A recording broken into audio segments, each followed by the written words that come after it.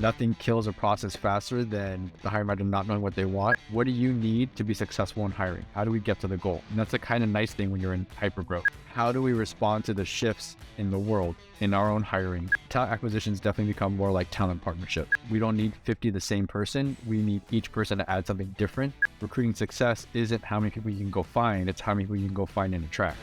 Hey, Tony, how's it going? Good. How are you doing?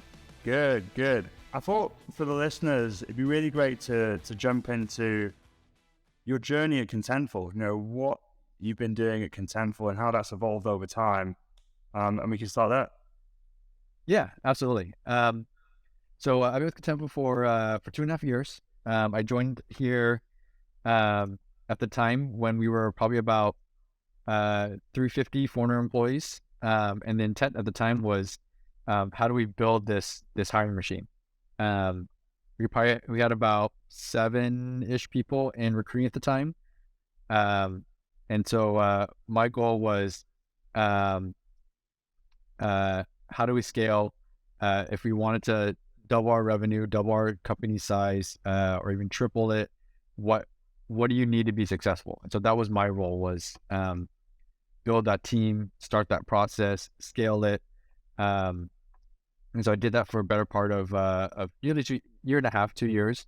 But it got to a point where, which has always been part of the conversation, was as you scale, you need to operationalize. Recruiting success isn't how many people you can go find. It's how many people you can go find and attract. What's the story you're telling? How do people see you as a company, as a brand? And then is everyone talking the same story? Do they know how to hire? Do they know what good looks like? And a lot of these things, when you're scaling, you kind of ignore. So not ignore, but it's the bigger priority is, how do you just source more people? Just go find people and let's hire them. So when we hit a certain point where roughly about 700 hires later in 2 years, we got to a point where it's like, well, we're going to keep doing it this way. How do we get better at it from a recruiting perspective? And so I shifted my role into recruiting operations and enablement to build a new team from scratch that owned. We already had some operational pieces and some training, branding pieces, but hopefully a lot of people can relate to this. But in the early stages, everyone does it in their B time. Like, hey, recruiter, or hey, recruiting manager, can you manage Glassdoor on the side? Or hey, can you update our LinkedIn profile? Or let's think about interview training. And these are all things that recruiters will do in their B time. As you scale or you look at larger companies, they have entire departments that are just recruiting marketing or recruiting support. So my goal was, how do I start building that group that helps us hire better, faster, smarter, train better, faster, smarter interviewers, and start creating best practices globally at scale. And so that's my role today. Is I'm the head of of Contentful's recruiting operations, enablement, and programs team. Awesome. And was that a very obvious solution to the challenges you were facing, or what led you to say, right, now is the time to stop moving from the recruitment team doing this in their B time, as you put it, to actually dedicating and building a full function? Was there kind of a light bulb moment? Was there something specific in the data that made you do that? Yeah, for me personally, it was a few things, and we got to a point where, hopefully people can relate to this too.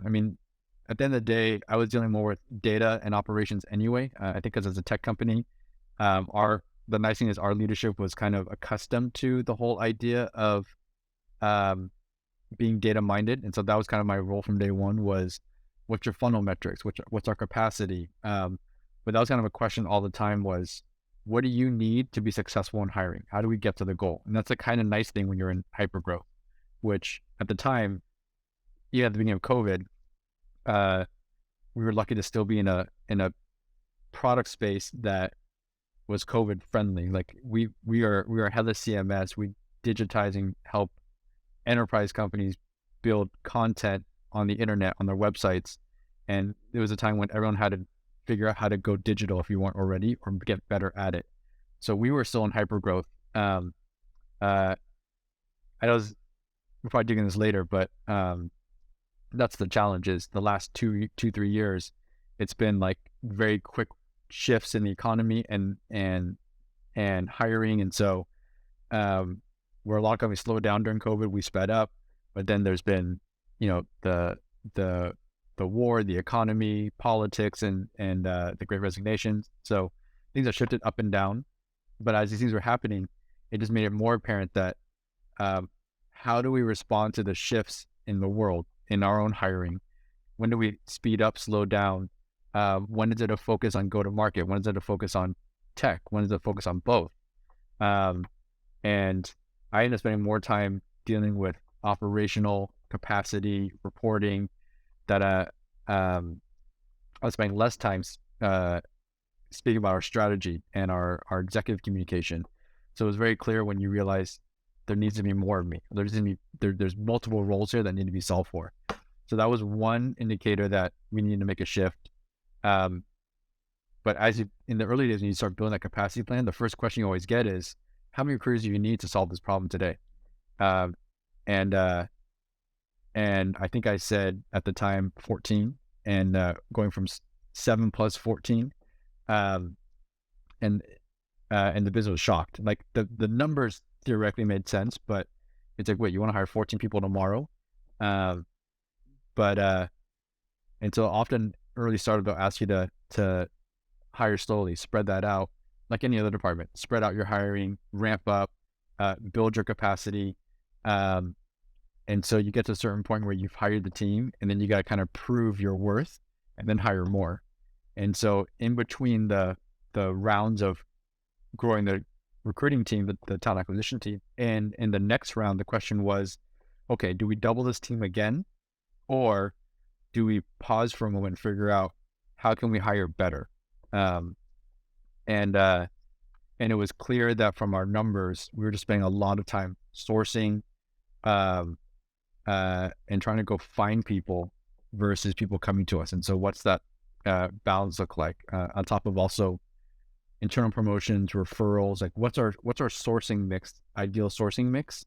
And the only way to get there was everything that wasn't sourced needed effort behind it to attract people, build internal referral campaigns, do a bit of more marketing, branding. And so it all kind of came organically. At some point, you just feel like, wow, we're doing too much, or we're spending too much time doing one thing where we could be doing it better. Or we have all these people, how can we get them from 1 hire, 2 hires a month to 3 or 4 or 5? And that's in the tech world. I know other spaces, some people make like, supply chain, for example, or manufacturing, you get like 15, 20 hires in a week. But for us in the tech space, 2 engineering hires a month per recruiter is a good thing. Yeah. But can it be better? Definitely. Absolutely. And you touched upon something just earlier, and I think the world is very aware of what's happened over the last kind of 24 months with COVID, the post-COVID boom, this really hot market that we've had, and then running into this war in Ukraine, political unrest, the Great Resignation, a potential recession on the horizon, which is causing leaders to have to analyze their current situation, maybe change the way they're working and switch from this hyper-growth mode to a more conservative way of working. I guess, how are you approaching the current uncertainty in the market or the current changes in pace? And what are you doing with your talent team? How are you looking at things? Yeah. I think this is maybe not something new, but at the same time, we've doubled, tripled down on it. In the sense, the quick context is, so we talked about us going to hyper growth. We were going to hyper growth pre-COVID. That's why I got hired. Funny side comment is, I got hired pre-COVID, but my first day was the first week of lockdown in San Francisco. I actually wasn't sure if I had a job the week before we started because everything was shutting down. But so 2.5 years ago, we put the brakes on, slowed down, I still started, figured out a month or two in, how are we going to keep growing? How are we going to grow? Here's our original plan. Here's our oh crap plan. If nothing is good, what are we going to do? How are we going to scale back? And luckily we grew. So that was that story. And so it was nice for us. We rode that for over a year, where, especially in Europe, we're almost the only company hiring in the tech space. So we sped up the hypergrowth train and just kept going and going and going, and just hired hundreds of people. And then this last year, all of a sudden, remote work, flexibility, what do people want? And so we were definitely, I don't say the word victim, but the Great Resignation definitely hit us. Most of our tech was located in Berlin. And so the question about, and up until that point, half of the people we hired, we helped bring into Germany on the tech side. And then on the sales side and the go-to-market and everywhere else, we were fairly, we try to gear towards San Francisco or Denver. So for the most part, we try to be as hub-based as possible. We very quickly, in the non-tech space, went to a remote-friendly hybrid model, but it took us a while to get there on the tech space because we had so many people co-located in one area. And so I think that's some of the motivation for the Great Resignation, is people's choice, flexibility, timing. It definitely hit us where we had more gaps than we expected over time. So that's fine. I mean, it's not fine, but at the same time, it was the reality of the world.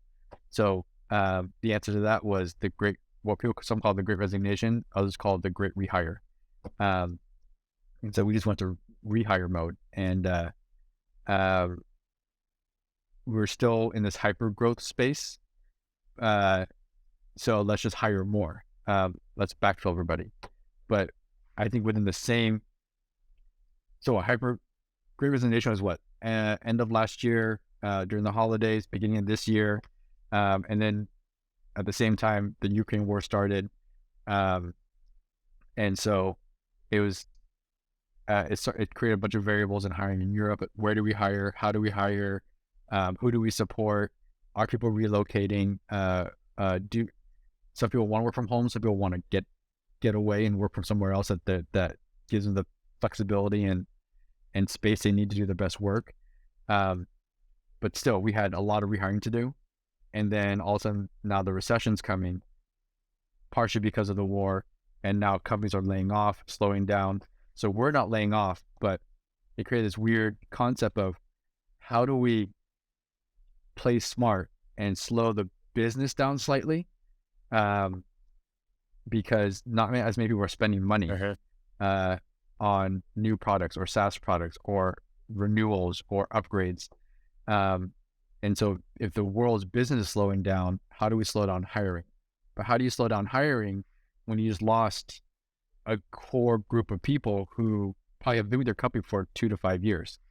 So we lost a lot of strong players at the same time slowing down. So that's kind of our issue right now, is publicly and to the company, like, how do we show the company we're confident with who we have, that we're being smarter about the economy, our business practice, slow down hiring, yet we still need to backfill a good chunk of people. So that's the balance we're playing right now from an operation capacity and planning standpoint, is how do we still hire a lot quickly, yet slow down future headcount growth to a certain degree.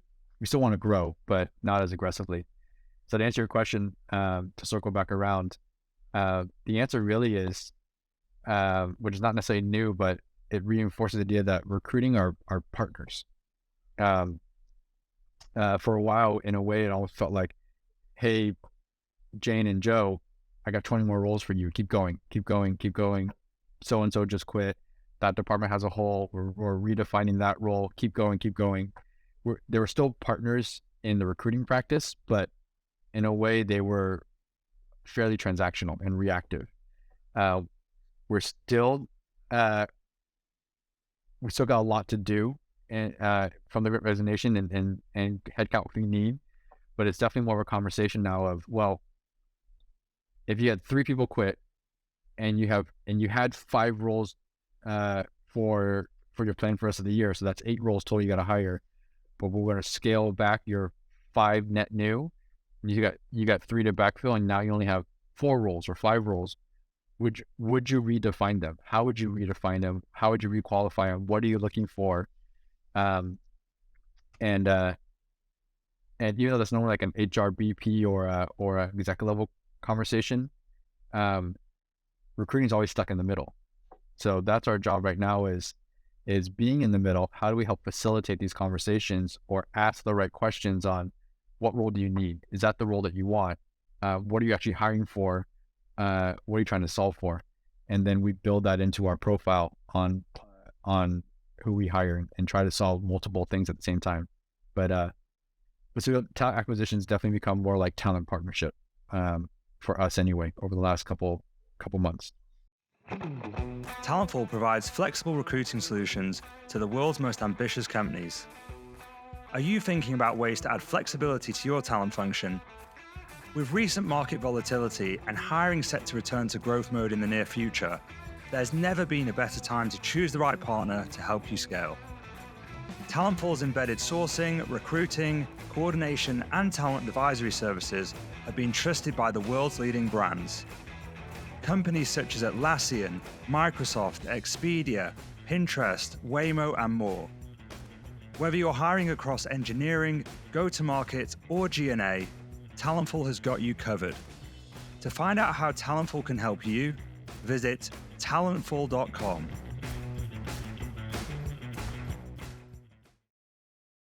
And have you had to retrain or empower the recruiters or the people in your team in a different way? Because that maybe, I'm assuming, isn't something they've got a lot of experience doing, a deep partnership, or maybe they're looking at future headcount and talking about priorities in depth, and really pushing back on that future growth. How have you made sure that your team can have that impact and can be effective in doing that? Yeah, there's a few things. There's a few things on the process side that we've done that we've been building towards anyway. That to be honest, that preparation's paid off. I like to say, but then so that's one half that I'll dig into briefly, and then the other half is really just that senior level partnership, which plays into the first part, which is as we were scaling and growing rapidly, we knew that we're going to add a bunch of new managers. There's a bunch of managers already here. There are going to be new managers who are promoted into the role as we grow. And so we very quickly said, we need an interview training. We need a baseline on our values, why we do this, what we hire for, how to figure out what skill and performance and success look like in a candidate. How does that translate to what we want as a company? And so we built this interview training that every hiring manager and interviewer needs to go through. And so that's been kind of our baseline. Then we up-leveled that with that we're starting to pilot today is more of a what's a hired champion. Some companies call that culture ambassador, values ambassador. Other companies call it a bar raiser. But we're trying to start thinking about today what with each hire, how does that hire add to the team, elevate the team, provide something they didn't have before versus just the status quo. I think that's where hiring is going today is we don't need 50 the same person. We need each person to add something different. And every person does add something different, but at the same time, what are we doing to purposely upskill the team, the department, and the company with each hire? So that's what we're doing right now, but both those things aren't successful if we don't have executive partnership and the tools and resources to do it. So we're building the training, we're building documents to help hiring managers kick off a role. We call it an ICP, Ideal Candidate Profile, which kind of maps out what are the competencies you're trying to solve for, what skill gaps are you trying to solve for. It's almost like a job description, but a mini version that's bullet pointed. And then that builds your interview panel. And so going into every hire, there's a blueprint already for what that hire looks like and what you're trying to solve for and the interview plan before you kick it off.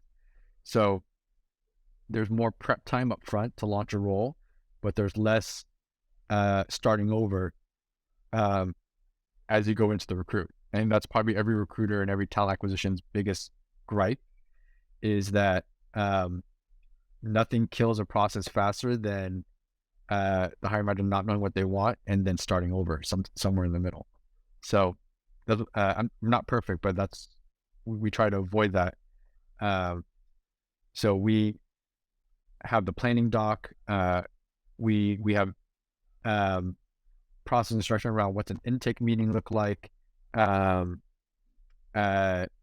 does the interview panel look like? What's the debrief look like? Is there a presentation or a skills assessment? And we'll look at tools or process to help us along the way, depending on the role. So, but again, going back to number 2, without the executive support, none of this would work. It needs to be top down, that they're the ones supporting us in, yes, we want interview training. Yes, we want this up level skill role. And they also own their budget, their roles, and their relationships. And so they're the ones who really help us drive the adoption amongst all the hiring managers. But we're lucky though, because I think if anything, hiring managers and interviewers know the more people they can add to the team, the less stress or work they have. That's a very typical startup kind of mentality. And so we're lucky right now that pretty much everyone's bought in, mostly, like I would say 95%. People ask us, what do you need from me, the hiring manager, for you to be successful to help me build my team? So we've been lucky there, and hopefully we can keep that attitude within the company. And I know that a lot of talent leaders and leaders in general were caught on the back foot, post-COVID, because the world went, into lockdown. For a lot of companies, obviously on your side, it didn't happen, but their hiring got cut, their budgets got slashed. And then there was a very sharp, like V-shaped rebalance. And the market was incredibly hot, incredibly competitive. There was the great resignation thrown in the mix. And perhaps people didn't have their team set up correctly, didn't have their processes set up correctly to deal with that. Now we're going through a period of time now which feels kind of similar, that lots of companies are making layoffs, they're slowing down, they've maybe laid off their recruitment functions. What are you doing to make sure you're in the best position, once things, return to normal or increase in speed? Are there any kind of metrics that you're looking out for that will give you an indication as to whether you need to step on the gas again? Or are you doing anything right now that's preparing you for hyper growth again? How are you thinking about that? Yeah. I look at that question as two-sided. One is the business side and one is the recruiting side, or our talent function side, where from an indicator or data point of view, really it's, at the end of the day, it's revenue growth, lead generation. And so we actually work really closely with, as you scale, I think every department needs an ops function at some point. Like, are we doing good? What's our metrics? Who's tracking it?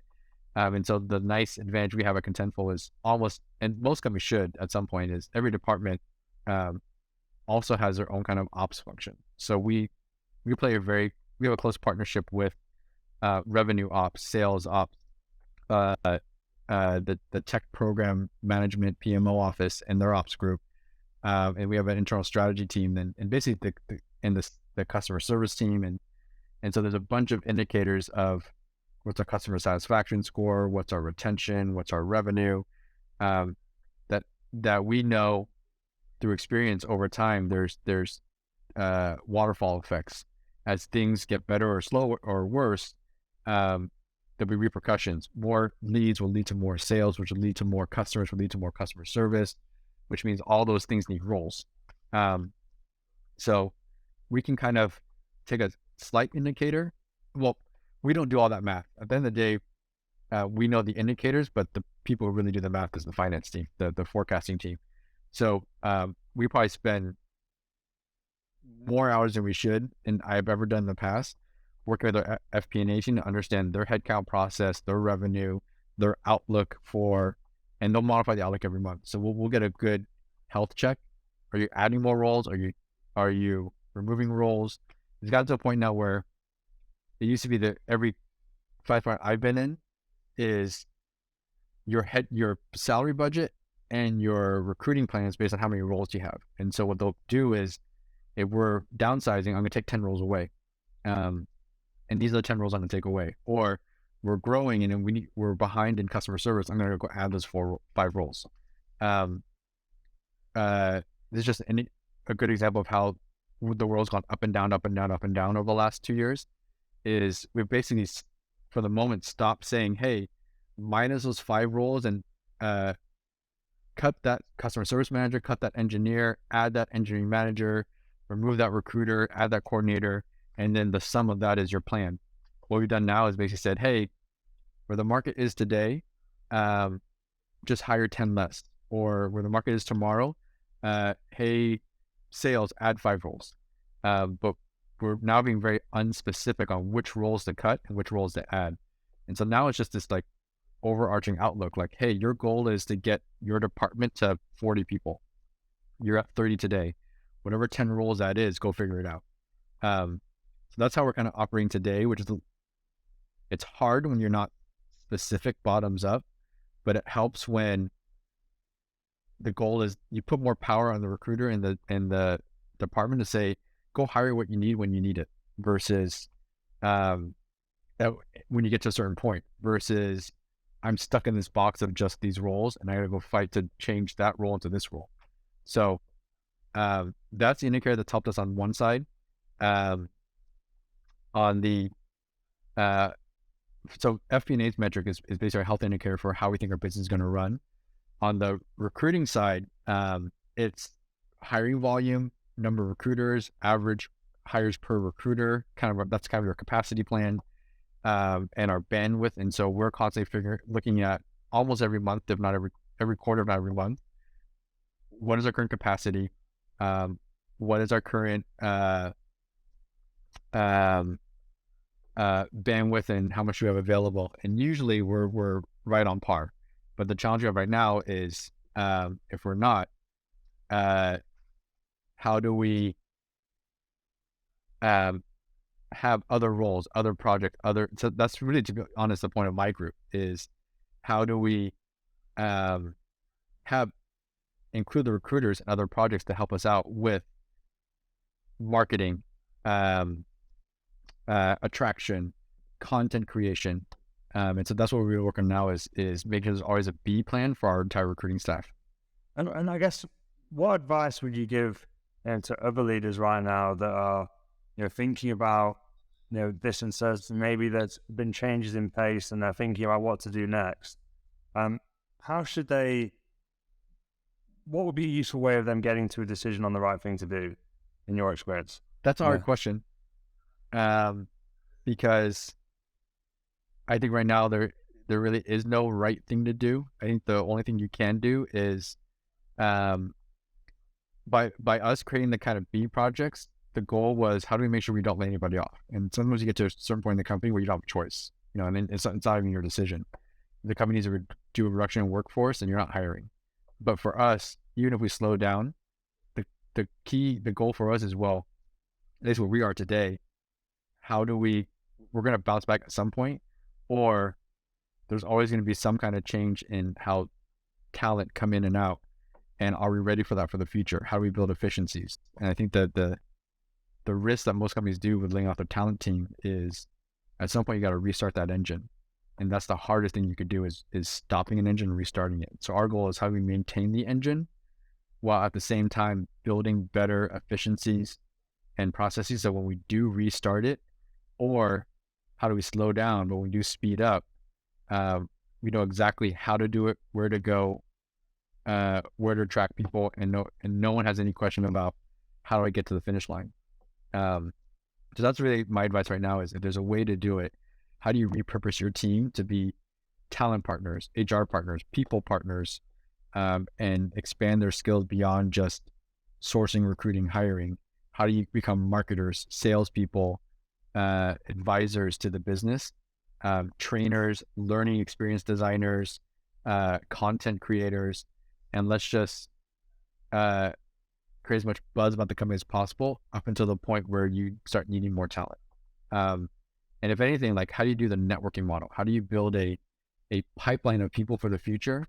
Because I think everyone right now in the world understands, if you say, I'm not hiring, but I want to get to know you, then that's a positive thing in the community today, where it's like, great, then I have a bucket of people I can connect with when I'm ready to go, saying, I've been working on meeting these people for the last 12 months.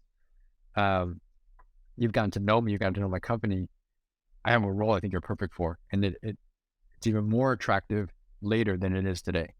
So I think that's the goal right now, is you can recycle your team to do B projects or other efficiencies and build pipeline. That's where I think we're going to find our success. And then the last question, Tony, and this is something I ask everyone, is what are you most excited about for the future of talent acquisition? So it's a good question. I would say, in the years I've been doing this, I mean, not quite. I started recruiting. I was in retail first, but and hospitality for a long, long time ago. And I started recruiting not quite the fax machine days, but at the same time, every office in my company, field office, had a fax machine, and we'd get faxes at least every week.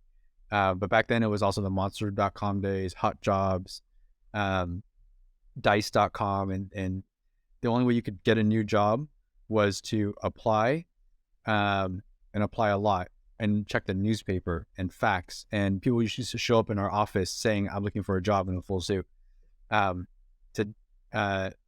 Today, most of those job boards don't exist anymore. Any job board successful now that I've seen has been a combination of a newsletter, content, and they have a niche to some degree. And today it's more about social media. What's your brand presence? What content do you create? I feel like every job applicant needs to know what SEO means now, so that they can rank first in the applicant list when someone searches for the skill set. So now we go find the skill versus you applying for it. I mean, applying is still there. 20% of our hiring at least is still inbound applicants. But at the same time, after you apply, who can refer me? Who do I know at that company? What does that company do? Can I get an in? I know that I'm probably one of maybe hundreds. So how do I stand out in that applicant pool? And that's who you know. And then fast forward to today, that's how things have evolved. But in the middle of that, there's artificial intelligence and machine learning, and how does machines go find and surface the right candidates for you? But that kind of goes back to, well, if machines are going to tell me who's the right fit, they need something to search. They can't just search thin air. So that means either your work portfolio, past work, content created, your resume, your LinkedIn, your GitHub, your whatever, like your Facebook, your Twitter, like your online presence and everything you've ever said builds a profile to tell me what it was. And I remember about, I would say 8 years ago, 8 years ago, that was the biggest thing in talent acquisition, is machines are going to take over the world. They're going to replace recruiters. They didn't, but it's here today. And then very quickly, we also shifted into, well, great. Are machines hurting or helping the diversity problem? And that's definitely the conversation today about what are diverse teams, what's equality, what's inclusion, how do you build diversity into your practice as a company. We're looking at, what is our comp philosophy, is our pay transparency.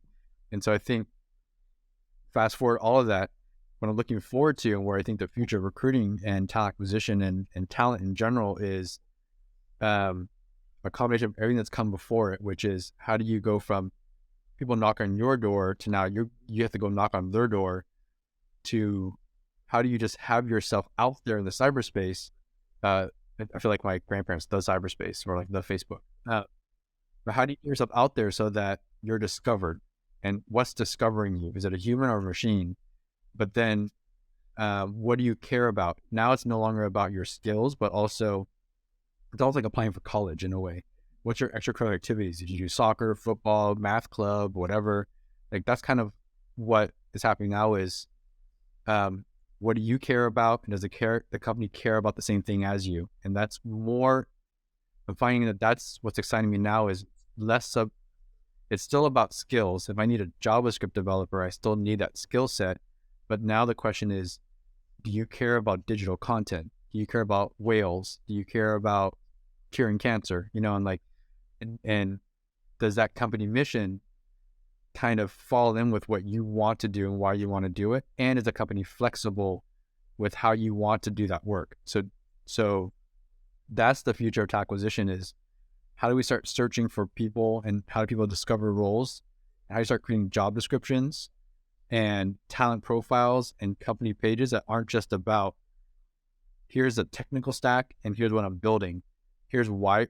Now it's going to be, here's why we exist and here's how we want to get that work done. And so how and why you want to work is going to be as important now as the skills you have. And I think if anything, a lot of companies today are starting to hire more on behavior and values match than they are about skills can be taught. Why you want and how you want to do it is a personal preference. And so people are starting to match more on how do we work well together versus can you do the job? If anything, if I think any company, my parting thought would be everyone's made that hire. If I found the perfect person on paper, they have all the skills and they end up being the worst hire I've ever had. And so I think that's where the world's shifting.